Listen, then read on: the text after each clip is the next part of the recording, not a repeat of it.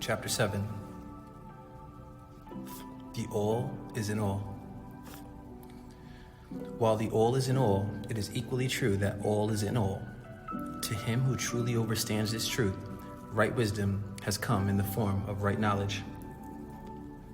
How often has the majority of people heard repeated the statement that their supreme being, called by many names, was all in all, and how little have they suspected the inner occult truth concealed by these carelessly uttered words.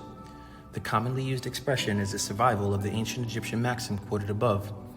As the secret wisdom says, to him who truly understands this truth, right wisdom has come. And this being so, let us seek this truth, the understanding of which means so much. In this statement of truth, the Egyptian maxim is considered one of the great philosophical, scientific, and religious truths. We have given you the Egyptian teaching regarding the mental nature of the universe, the truth that the universe is mental, held in the mind of all. As the secret wisdom says in the passage quoted above, the all is in all. But note also the correlated statement that it is equally true that the all is I am, yet I am not all, but in all as the all. This apparently contradictory statement is reconcilable under the law of paradox. It is, moreover, an exact Egyptian statement of the relations existing between all and the all and its mental universe. We have seen how the universe is in all and you are part of all as the all. Now, let us examine the other aspect of this subject. The Egyptian teachings are to the effect that the all is immanent in its universe and in every part, particle, unit, or combination within the universe. This statement is usually illustrated by the teachers by a reference to the doctrine of correspondence. The teacher instructs the student to form a mental image of something, a person, an idea, something having a mental form.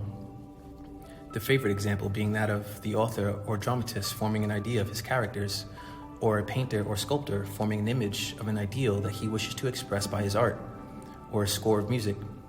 In each case, the student will find that while the image has its existence and being solely within his own mind, yet he, the student, author, dramatist, painter, musician, or sculptor, is, in a sense, immanent in, remaining within, or abiding within the mental image also. In other words, the entire virtue, life, spirit of reality in the mental image is derived from the immanent mind of the thinker. Consider this for a moment until the idea is grasped. To take a religious example, let us say that Muhammad, Jesus, Aaron existed merely in the mind of the author of the holy books at the time of their conception or creation as the story when being created, and yet the author also existed within each of these characters, giving them their vitality, spirit, and action. Who is the spirit of the characters that we know as John, James, Paul, Jesus, Imran, Abraham, Muhammad, Moses, whose ghostwriter is Jehovah? Or do each of these characters have a personal spirit, independent of the creator? Do Moshe, Moses or Musa from the Mose, the Egyptian writer, John the Baptist, Noah of the flood, have spirits and reality of their own? Or do they represent the spiritual and mental powers of their creators? The law of paradox explains that both propositions are true, viewed from the proper viewpoints. John is both Moses and yet Jesus. And again, while Moses may be said to be Moses, yet Moses is not identical with John. Mortals like John may exclaim, "The spirit of my creator, Moses, is inherent within me, and yet I am not he."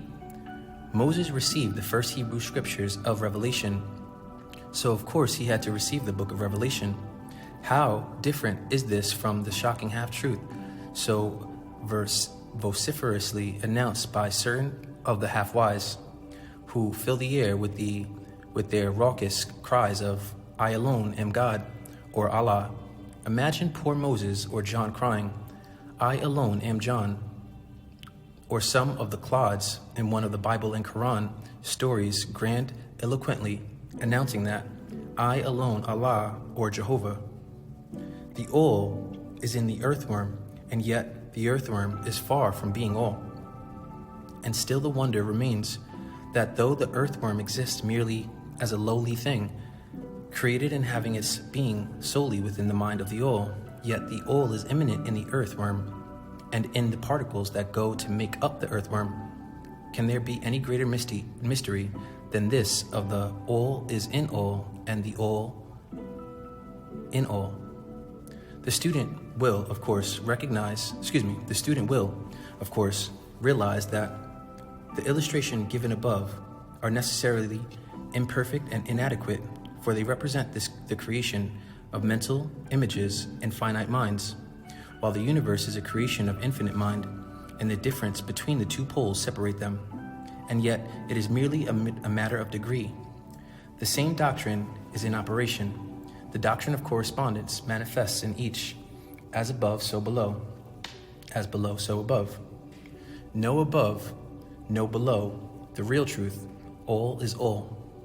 And in the degree that mortals realize the existence of the indwelling spirit immanent within their being, so will they rise in the spiritual scale of life. This is what spiritual development means: the recognition, realization, and manifestation of the spirit within. Try to remember this last definition, that of spiritual development. It contains the truth, right knowledge, nuapu. There are many places of being, many subplanes of life, and many degrees of existence in the universe, and all depend upon the advancement of beings in the scale, of which scale the lowest point is the grossest matter, the highest being separated only by the thinnest division from the spirit of the all, whose end is all, and upward and onward, in spite of all seemingly contradictory appearances. Such is the message of the working mind. The Egyptian teachings concerning the process of the mental creation of the universe are that the beginning of the creative cycles, the all, in its aspect of being, projects its will toward the aspect of becoming, and the process of creation begins. In the process of creation of beings. I'm going to read that sentence over. The all, in its aspect of being, projects its will toward its aspect of becoming, and the process of creation of beings. It is taught that the process consists of the lowering of vibration until a very low degree of vibratory energy is reached, at which point the grossest possible form of matter is manifested, mortals. This process is called the stage of involution, in which the all becomes involved or wrapped up in its creation. This process is accepted by the Egyptians to have a correspondence to the mental process of an artist, writer, musician, or inventor who becomes so wrapped up in their mental creation as to almost forget their own existence, and who, for the time being, almost lives in its creation. If instead of wrapped we use the word RAPT, perhaps we will give a better idea of what is meant. This involuntary stage of creation is sometimes called the outpouring of the divine energy, just as the evolutionary state is called the indrawing. The extreme pole of the creative process is considered to be the furthest removed from the all, while the beginning of the return swing of the pendulum of rhythm, a coming home idea being held in all of the Egyptian teachings. The teachings are that during the outpouring, the vibrations become lower and lower until finally the urge ceases and the return swing begins. But there is this difference, that while in the outpouring of creative forces manifests compactly and as a whole, yet from the beginning of the evolutionary or indrawing stage, there is manifested the law of individualization, that is, the tendency to separate into units of force, so that finally that which left the all as individualized energy returns to its source as countless highly developed units of life, having risen higher and higher in the scale by means of physical, mental, and spiritual evolution. The ancient Egyptians used the word istamal, meditation, in describing the process of mental creation of the universe in the mind of the all. The word istane, contemplation, also being frequently employed, but the idea intends intended seems to be that of the employment of the divine attention. Attention is a word derived from the Latin root meaning to reach out, extension of mental energy, so that the underlying idea is readily understood when we examine into the real meaning of Yakus, attention. The Egyptian teachings regarding the process of evolution are that the all, having meditated upon the beginning of the creation of things, having thus established the material foundation of the universe, having thought it into existence, then gradually awakens or rouses from its meditation, and in so doing starts into manifestation the process of evolution on the material, mental, and spiritual planes, successively and in order. Thus the upward movement beings, and all begins to move spiritward. Matter becomes less gross, the units spring into being, the combinations being to form. The life appears and manifests in higher and higher forms, and mind becomes more and more evidence. The vibration constantly becomes higher. In short, the entire process of evolution in all of its phases, beings, and proceeds according to the established laws of the indrawing process. All of this occupies eons upon eons of mortals' time, each eon containing countless millions of years. But yet, the working minds inform us that the entire creation, including involution and evolution of a universe, is but as the twinkle of an eye to the all in all.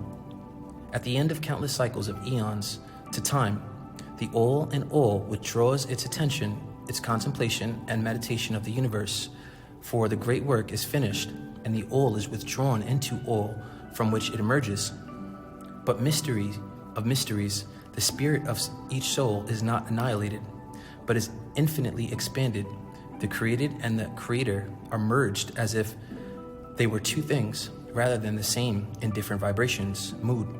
Such is the report of the working mind.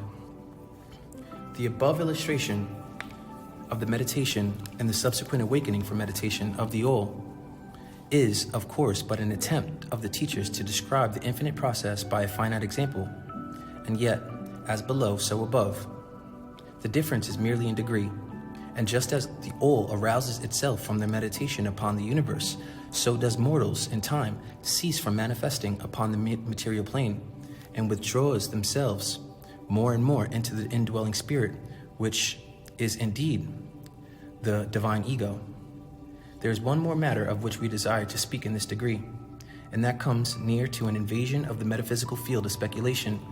Although our purpose is merely to show the futility of such speculation, we allude to the question which inevitably comes to the mind of all thinkers who have ventured to seek the truth. The question, why does the all create universes? The question may be asked in different forms, but the above is the gist of the inquiry. Mortals have striven hard to answer this question, but still there is no answer worthy of the name in their monotheistic beliefs. The true answer is the all can want to create in its likeness, but the all is not all. All is, was, and will be, and with that fact, does not need to create or make. That is another religion, the need for a God to create things for his play toys, to abuse, kill, make sick, watch them age and suffer, give them diseases, rape them, store them, hurt after hurt. No, that's not goodness as in all. That cannot be a loving God, Allah, Yahweh. The all is, I am. There is no room for creating or making in that reality. All has always been, was, and is all. Some have imagined that the all had something to gain by creating, but this is absurd. For what could the all gain that it did not already possess? What could it feel that it had not already felt? Others have sought the answer in the idea that the God wished something to love, and others that if created for pleasure or amusement, or because it was lonely, or to manifest its power, all puerile explanation and idea belonging to the childish period of thought. Others have sought to explain the mystery by assuming that the God found itself compelled to create by reason of its own internal nature, its creative instinct. This idea is in advance of the others, but its weak point lies in the idea of all being compelled by anything, internal or external. If its internal nature or creative instinct compelled it to do anything, then the internal nature or creative instinct would be the absolute instead of all. And so accordingly, that part of the proposition falls.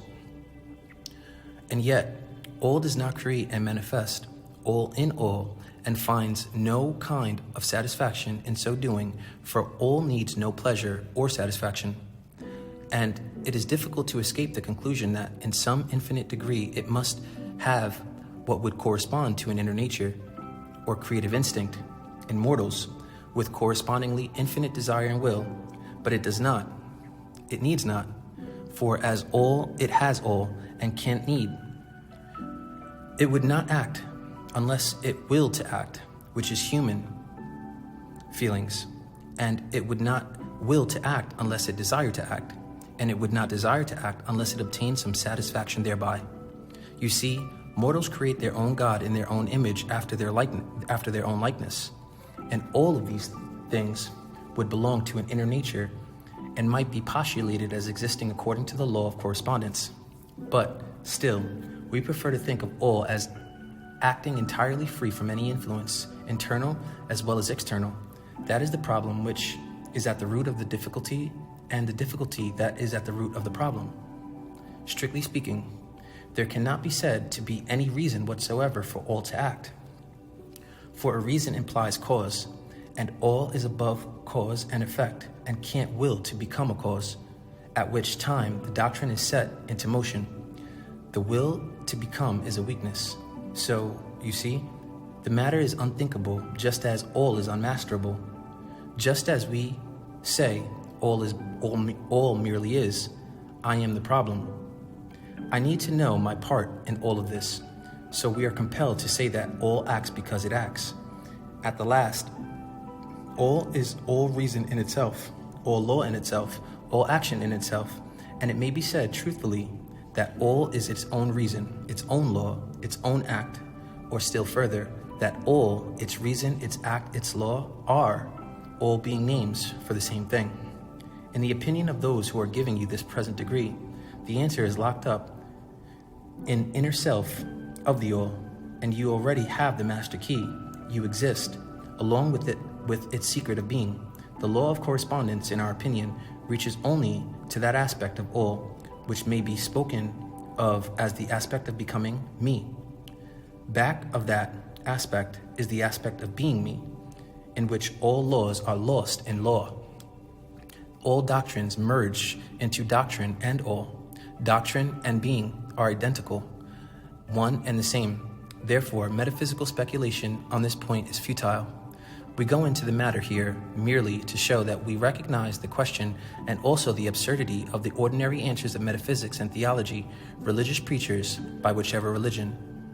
In conclusion, it may be of interest to our students to learn that while some of the ancient and modern Egyptian teachers have rather inclined in the direction of applying the doctrine of correspondence to the question, with the result of the inner nature conclusion, still the legends have that Tehuti the Great, when asked this question by his advanced students, answered them by pressing lips tightly together and saying not a word, indicating that there was an answer and that each of them are that very answer. But then, he may have intended to apply the axiom of his teachings that the lips of wisdom are closed except to the ears of overstanding beings, knowing that even his advanced students did not possess the overstanding which entitled them to the teaching of this secret. Yet, because they asked, at any rate, Tehuti possessed the secret, and he did not fail to impart it, and so far as the world is concerned, the lips of Tehuti are closed regarding it. And where the great Tehuti hesitated to speak, what mortals may dare to teach? But remember the answer to this problem, and indeed there is an answer. The truth remains that, while the all is in all, it is equally true that the all is in all. The teaching on this point is emphatic, and we may add the concluding words of the quotation, "To him who truly overstands this truth hath come great." Key to the doorway of all things. Realize who and what you are, but don't tell the fool, for he will prosecute you for this truth. Peace. and bless yourself.